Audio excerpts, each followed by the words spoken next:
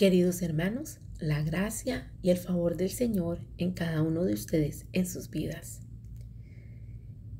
Damos gracias una vez más al Señor. Él es el que está en medio nuestro, Él es el que nos ministra, Él es el que pone en nosotros el querer como el hacer.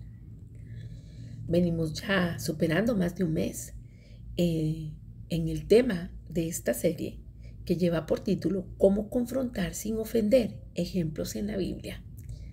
Y es nuestro mayor deseo que cada uno de nosotros entendamos esta palabra que el Señor está trayendo, que seamos tierra fértil, que recibamos ese abono a la semilla de la palabra en nosotros y podamos crecer, podamos ser exhortados, corregidos, con la finalidad de sentirnos también edificados. Al ver el tiempo que ha pasado, las cosas que hemos vivido, entendamos que de ellas tienen que quedar aprendizajes. Y al igual que el apóstol Pablo, que dice extendiéndonos hacia lo que está delante, nosotros nos podamos extender a llevar una modificación de vida. Esas personas que pasan sujetas a mucho estrés por estar en conflictos reiterados consigo misma o con sus semejantes, con sus familias, con los hermanos de la fe, con sus compañeros de trabajo, puedan y podamos todos poner en práctica esto que estamos escuchando. Si ha sido de bendición para usted, comparta la serie con otras personas. Estudiémosla y meditémosla de manera de que sea rema, o sea, la palabra se revele a nosotros y podamos ponerla en práctica para la honra y la gloria del Señor. En este momento le pedimos al Espíritu Santo que Él, que es el que nos guía, nos siga guiando y nos revele la palabra que es para nosotros, la cual ha salido desde el corazón de Dios y tiene como finalidad, nutrirnos, bendecirnos, fortalecernos. Señor, estamos escuchando intencionalmente porque queremos aprender lo que tú tienes para nosotros. Bendigo cada oyente, cada hijo tuyo. Trae sanidad al que está enfermo y respuesta a aquel que está pidiendo una que necesita imperiosamente que tú te pronuncies. Todo lo pedimos por los méritos de Jesucristo. Amén. Y en esta serie, Cómo confrontar sin ofender, ejemplos en la Biblia, nos encontramos en la lección o la enseñanza número 10. Esta le hemos puesto como título, de ahora en adelante, ¿qué haremos? Y nos damos cuenta que estar de acuerdo sobre el comportamiento futuro es la barrera final que aquellos en conflicto deben superar. Después de todo, lo hemos dicho una y otra vez, el propósito general de la confrontación es resolver y cerrar un problema. Incluso, aunque la persona confrontada no acepte la responsabilidad de su papel en el conflicto, es importante que ambas partes estén en acuerdo de lo que van a hacer en el futuro en situaciones similares. Es necesario, es imprescindible que se llegue a un mutuo acuerdo, que haya compromiso.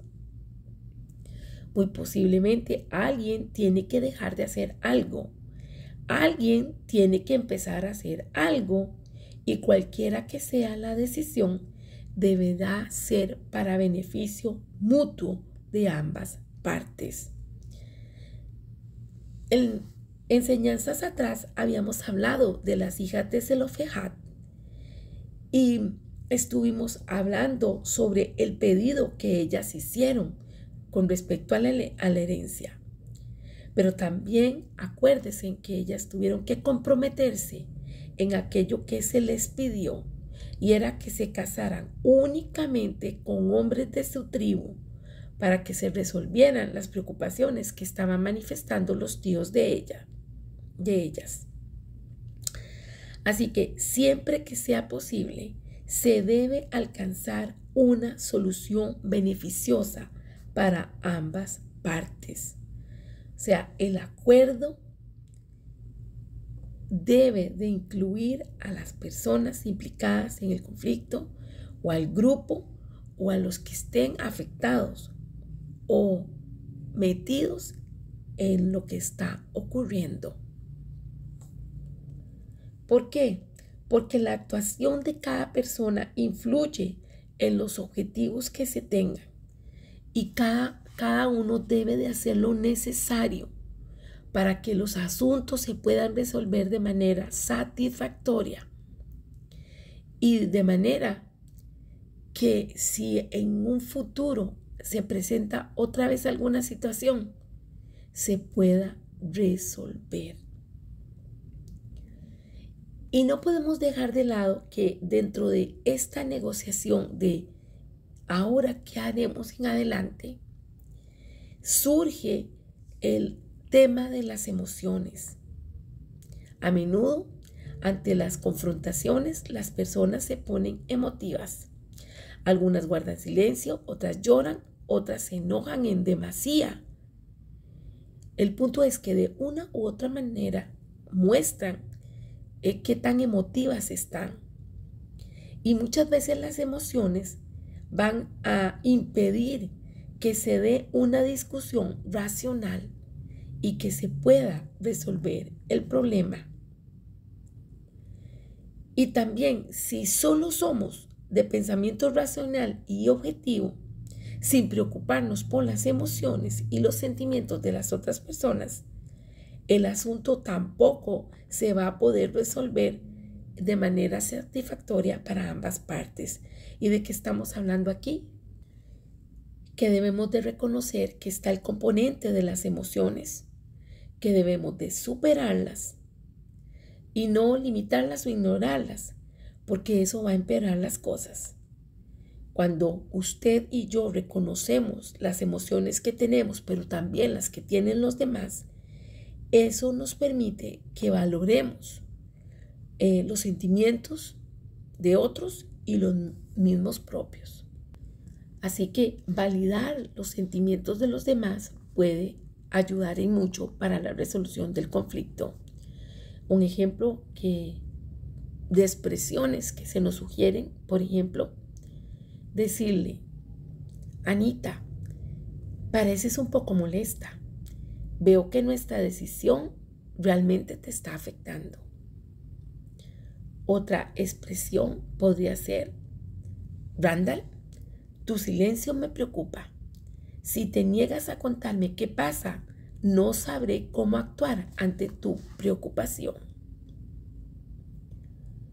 Chabelo, noto por tus lágrimas que este tema afecta tus sentimientos. ¿Te parecería mejor que lo tratemos más tarde? La validación de los sentimientos ayuda a que podamos mantener la calma y a no intentar minimizarlos. Las personas se van a sentir atendidas. Y si ya sabemos que hay una persona que tiene tendencia a ser emotiva, tampoco eso debe ser razón para que nos sintamos limitados o nos frenemos para no hablar con ella, solo con tal de evitar lo desagradable que puede resultar esa conversación o esa experiencia. Así que nosotros debemos de saber que ante los conflictos, ante las confrontaciones, debemos atender el área emocional y estar preparados para negociar un acuerdo de comportamiento para el futuro. Vamos a hacer revisión aquí de una situación que nos habla la palabra en Hechos 15, versículos 36 al 40. Y aquí surge el respeto por las diferencias. Hay dos actores muy importantes que son reconocidos en la palabra y vamos a ver la historia de ellos. Ellos son Pablo y Bernabé.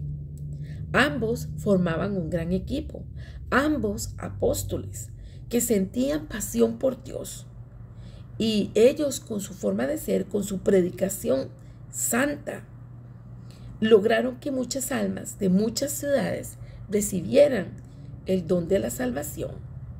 Ambos habían trabajado juntos y habían hecho en el nombre del Señor muchos milagros, habían resuelto muchos conflictos en las iglesias y también habían experimentado muchas pruebas y triunfos en medio de su ministerio.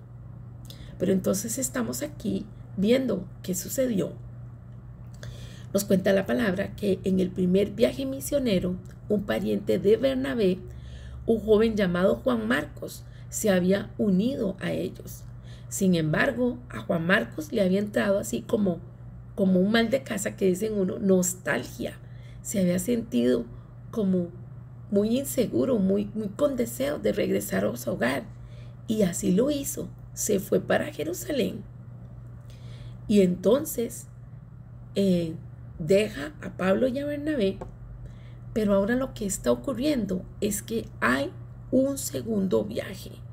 Y esta pareja tan activa está tomando los acuerdos para ese segundo viaje. Y leo entonces para ustedes en Hechos 15 del 36 al 40. Después de algunos días, Pablo dijo a Bernabé: volvamos a visitar a los hermanos en todas las ciudades en que hemos anunciado la palabra del Señor, para ver cómo están. Y Bernabé quería que llevasen consigo a Juan, el que tenía por sobrenombre Marcos. Pero a Pablo no le parecía bien llevar consigo al que se había apartado de ellos desde Panfilia y no había ido con ellos a la obra. Y hubo tal desacuerdo entre ellos que se separaron el uno del otro. Bernabé tomó a Marcos, navegó a Chipre, y Pablo, escogiendo a Silas, salió encomendado por los hermanos a la gracia del Señor. Aquí nos damos cuenta que hay un conflicto fuerte. Hay dos diferencias, o sea, hay una diferencia en dos posturas. Situación importante que dos personas tan referentes y representativas en la palabra, por ser espirituales, no pudieron resolver el conflicto. Definitivamente la perspectiva individual de cada uno hizo evidenciar la diferencia de sus temperamentos. En el caso del apóstol Pablo, un apóstol muy centrado, muy decidido, no se andaría con tonterías. Por eso no deseaba llevar a Juan Marcos a este nuevo viaje evangelizador. Y tal vez Pablo pensaba, es que tiene muchas flaquezas, es muy sensible, qué sé yo. Mas, sin embargo, por el otro lado nos encontramos a Bernabé, un apóstol que hace honor a su nombre, el cual significa hijo de la consolación. Él, con su actitud comprensiva, paciente, cariñosa, no era de esa línea de eliminar a alguien de su lista simplemente porque se equivocara una vez. Un aspecto interesante que debemos de tomar en cuenta es que es Bernabé quien trae a Pablo cerca de los discípulos y es él quien les habla y los convence para que los demás lo aceptaran. Eso lo vamos a estar leyendo en Hechos 9:27. Leeré desde el versículo 26. Cuando llegó a Jerusalén trataba de juntarse con los discípulos, pero todos le tenían miedo, no creyendo que fuese discípulo. Entonces Bernabé, tomándole, lo trajo a los apóstoles y les contó cómo Saulo había visto en el camino al Señor, el cual le había hablado, y cómo en Damasco había hablado valerosamente en el nombre de Jesús. Viendo este actuar de Bernabé, nos damos cuenta que él no podía darle la espalda a una persona y menos a un pariente. Después de todo, hemos de recordar que todo debe empezar por casa, el amor, el dar testimonio. Y viendo esta situación, qué fuerte, porque Bernabé se ve confrontado o enfrentado con Pablo después de tantas experiencias espirituales que habían vivido. Y vemos que solo uno de ellos estaba en lo cierto, por decirlo así, respecto a la decisión de dar a Juan Marcos una nueva oportunidad. Muy al tono con el carácter de Dios, diríamos. Y bueno, al leer esta historia, nos damos cuenta que nuestro corazón, nuestras vidas tienen que estar alineadas o controladas por el Espíritu Santo, porque Él es el que nos va a dar ese objetivo de saber si en la línea en que están nuestros deseos es acorde a la respuesta de Dios. Y en esta situación que estamos comentando de Pablo y Bernabé, nos damos cuenta que ninguno quiso dar la razón al otro. Así que decidieron separarse. Y de eso vamos a sacar algunas lecciones sobre gestión de conflictos que podemos aprender de sus comportamientos. Son 6. La primera, no importa lo espiritual que sea una persona. Todos podemos estar ciegos en un momento dado cuando se trate de un pariente. Tal vez más de uno de nosotros ha visto a ministros muy santificados que han soportado cosas durante mucho tiempo de un miembro de su familia o de alguien que está puesto en un puesto, valga la redundancia, de liderazgo, un lugar importante. Y tal vez esa persona no ha sido realmente eficaz o ha trabajado de una manera que ha traído detrimento en el ministerio. No vamos a decir que este es el caso necesariamente de Bernabé, pero sí vamos a decir que es raro encontrar un líder que tenga la objetividad de ver más allá de los lazos de sangre y que se centre en lo que es mejor para la congregación o para el ministerio. La mayoría de las personas, cuando tienen un familiar, adoptan enfoques estilo acomodador y los demás cerca de ellos dejan que entonces se hagan las cosas, entre paréntesis, a la manera, a su manera. Y muchas veces eso ocurre. Entonces vamos a recordar la lección 1 que estamos sacando. No importa lo espiritual que sea una persona. Todos podemos estar ciegos en un momento dado cuando se trata de un pariente. Como punto o lección número 2, debemos buscar activamente una solución que sea aceptable para todos. Hemos de entender que en el acuerdo hay poder y por eso hemos de estar dispuestos a dejar de lado nuestras exigencias y preferencias para ir en pos de lo que es la unidad.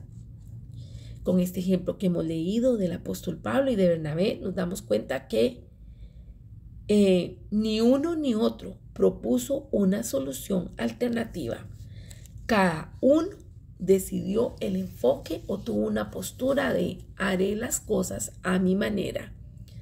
Pablo categóricamente dijo no permitiré que vaya, mientras que Bernabé insistió no iré sin él. Y esto nos lleva a una tercera lección y es que debemos estar dispuestos a buscar ayuda de una tercera persona cuando no podemos resolver el problema. Recordemos que en Mateo 18 Mateo 18 del verso 15 al 18, se nos habla del procedimiento para seguir cuando alguien peca contra nosotros. Y quizás ese mismo enfoque nos pueda ayudar para resolver un asunto cara a cara. vemos que la sugerencia, voy a leer para ustedes el texto bíblico. Dice, por tanto, si tu hermano peca contra ti, ve y repréndele estando tú y él solos. Si te oyere, has ganado a tu hermano, mas si no te oyere, toma aún contigo a 1 o 2, para que en boca de 2 o 3 testigos conste toda palabra. Si no los oyere a ellos, dilo a la iglesia, y si no oyere a la iglesia, tenle por gentil y publicano. De cierto os digo que todo lo que atéis en la tierra será atado en el cielo, y todo lo que desatéis en la tierra será desatado en el cielo.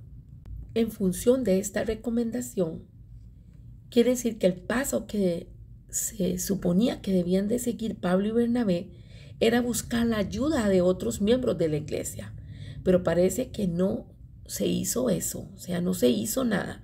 Y la iglesia, la congregación, simplemente se mantuvo al margen y los dejó que ellos se enfrentaran al problema. Cabe decir aquí que también es necesario que hayan pacificadores. ¿Por qué?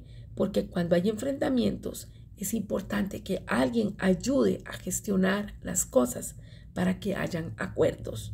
En Mateo 5:9 la palabra dice, bienaventurados los pacificadores, porque ellos serán llamados hijos de Dios.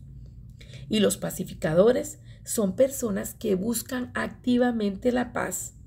Son los que inician los esfuerzos necesarios para conseguir la unidad. Tal vez usted diga, ser pacificador implica riesgos. Sí, realmente que sí. Porque no es una tarea para los pusilánimes o los espiritualmente inmaduros. La objetividad y la confidencialidad deben mantenerse cuando intentamos que las dos partes lleguen a un acuerdo. Como lección número 4, a veces la mejor solución de un conflicto es la separación, aunque sea temporal. No vaya a tomar usted esto como referencia inflexible con respecto a situaciones de pareja o creer que lo mejor es el divorcio. Aquí lo que estamos diciendo es que muchas veces las partes en conflicto están demasiado ligadas a la parte emocional y necesitan espacio para pensar mejor las cosas. Así que Dios también puede en medio de esto emplear la separación para su gloria. Como vemos en el caso de Pablo y de Bernabé, ellos se separaron. Sin embargo, el evangelio se predicó en muchas más ciudades. Así que si en algún momento nosotros consideramos separarnos temporalmente, puede que sea la mejor opción en un determinado momento. Pero también hay que tomar acuerdos. ¿Cuánto tiempo va a durar esa separación? Hay personas que por la parte almática o emocional quedan tan dañadas o se sienten tan dañadas que definitivamente ponen fin a una relación. Porque se sienten rechazadas, se sienten subestimadas. Por lo que debemos de tomar en cuenta la persona en su nivel integral, o sea, en su estado físico, espiritual y emocional, y pensar dentro de lo que es la psicología si es mejor dar el espacio que están pidiendo. Como punto número 5 o lección 5, cuando sepamos que nos hemos equivocado, es necesario admitirlo. Porque puede que nuestras conclusiones y suposiciones sean erróneas y eso sea lo que esté causando la dificultad o el conflicto. En el caso de Pablo y de Bernabé, al final nos damos cuenta, al final de la vida nos damos cuenta que Juan Marcos no era un farsante. En 2 de Timoteo 4:11, estando Pablo en prisión, escribe y le dice a Timoteo que por favor traiga a Juan Marcos. La cita bíblica dice, solo Lucas está conmigo, toma a Marcos y tráele contigo, porque me es útil para el ministerio.